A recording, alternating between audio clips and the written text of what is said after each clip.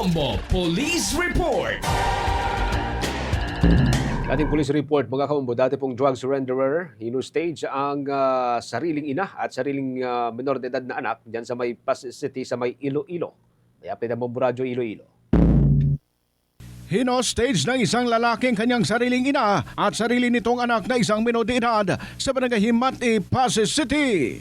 Kinilalang sospek na si alias Toto, 34 anyos, residente na naturang barangay at isang dating drug surrenderer. Ang mga biktima naman ay kinilala sa alias na Nanay Liling at 7 taong gulang na batang lalaki.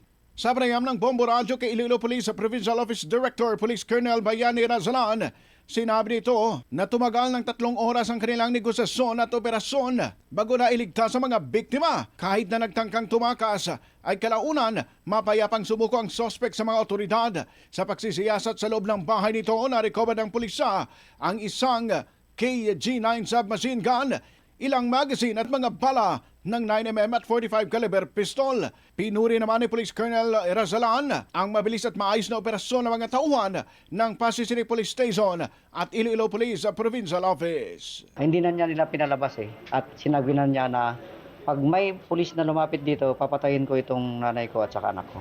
Good, no? Mabilis na nag-responde ang ating hepe at na-cordon yung area, na-isolate yung area. So maganda yung negotiation. Si Police Colonel Bayani Razalan para sa Bombo Network News mula dito sa Bombo Radio Iloilo. Ito si Bombo Ayan Gahete. This is Bombo Radio Philippines, the #1 and the most trusted source of news and information.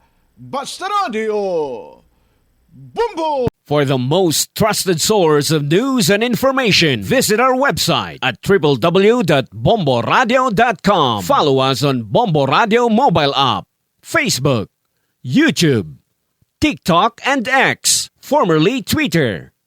Like, share, and stay connected. Anytime, anywhere.